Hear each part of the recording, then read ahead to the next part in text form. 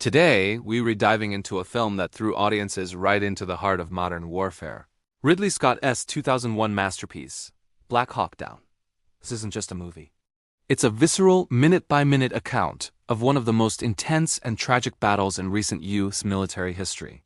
So, lock and load because we're about to break down the story, the stakes, and the sheer chaos of the Battle of Mogadishu.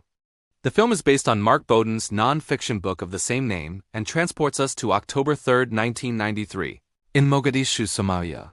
At the time, Somalia was ravaged by civil war and a devastating famine. A powerful warlord, Mohammed Farah Aidid, was controlling food supplies, starving his own people to maintain power. The United Nations was there on a humanitarian mission, but Aidid's militia was actively targeting UN peacekeepers. In response, the United States deployed an elite task force comprised of Army Rangers, Delta Force operators, and the 160th Special Operations Aviation Regiment, also known as the Night Stalkers.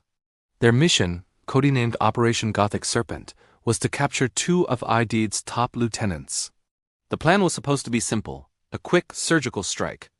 Delta Force would fast rope from Little Bird helicopters to snatch the targets from a building in the city, while a convoy of Humvees and trucks, led by Army Rangers, would secure the perimeter and then extract everyone. The whole operation was expected to take less than an hour. But as the old military saying goes, no plan survives first contact with the enemy. The film introduces us to a huge cast of characters representing the real soldiers who were there. We have Staff Sergeant Matt Eversman, played by Josh Hartnett, a young ranger leading his first chalk. There's the stoic and experienced Delta Force operator, Sergeant First Class Norm Hoot Gibson, played by Eric Bana, who delivers the film's iconic line, "It's all in the grind." We also meet Specialist Grimes, played by Ewan McGregor, a desk clerk who gets unexpectedly thrown into the fight. The sheer number of characters emphasizes that this wasn't about one hero. It was about a collective of soldiers fighting for each other. The mission kicks off smoothly at first. The helicopters swoop in. Delta operators hit the target building, and they successfully capture Aidid's lieutenants. It looks like it's going to be a clean extraction, but then everything goes wrong. As the ground convoy tries to move to the extraction point, they're met with a city that has erupted into a hornet's nest. Thousands of armed militia and civilians, alerted to the raid, pour into the streets, setting up roadblocks and opening fire from every rooftop and alleyway.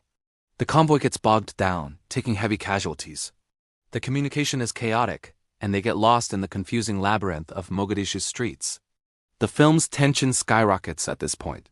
You feel the claustrophobia and the panic as the soldiers are pinned down inside their vehicles, taking fire from all directions. Then, the unthinkable happens. A Black Hawk helicopter, Super 6-1, is shot down by a rocket-propelled grenade, an RPG. The mission instantly changes. It's no longer about capturing targets. It's about rescuing the crew of the downed helicopter.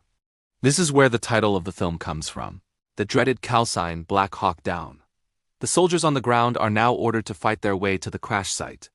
As they battle through the city, the combat is relentless. Ridley Scott doesn't shy away from the brutality and chaos of urban warfare. The sound design is incredible. The constant crack of gunfire, the explosions, and the whir of helicopter blades create an immersive and terrifying atmosphere. You're not just watching a battle, you're in it.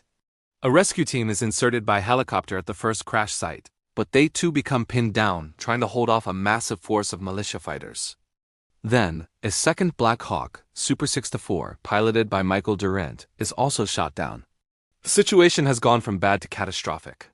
With ground forces stretched thin and unable to reach the second crash site, two Delta Force snipers, Sergeant First Class Randy Shugart and Master Sergeant Gary Gordon, volunteer for what is essentially a suicide mission.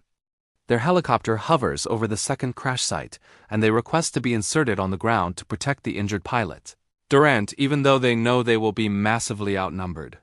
Their request is denied twice, but on their third insistence, they are given permission.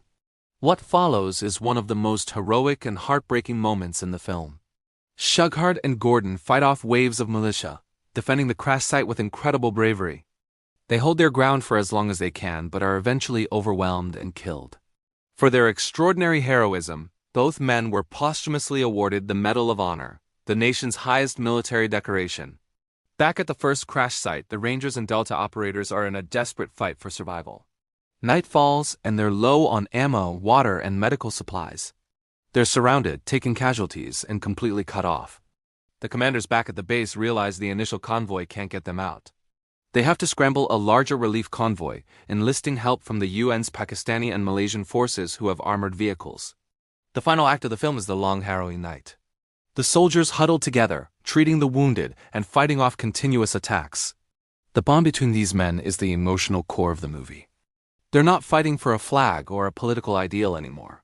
They are fighting for the man next to them. It's about brotherhood and the promise to never leave a fallen comrade behind. Finally, the relief convoy arrives. But the rescue is just as chaotic and bloody as the battle itself. There isn't enough room in the armored vehicles for everyone. Some of the soldiers, including Sergeant Eversman's group, are forced to run on foot behind the convoy, fighting their way out of the city. This desperate run, known as the Mogadishu Mile, is a grueling final sequence where the exhausted soldiers must find the last ounce of strength to make it back to the safety of the stadium which served as the UN base. The film ends as the survivors finally reach the base. They are battered, bloodied, and traumatized. The final scenes are somber and reflective. We see the cost of the battle.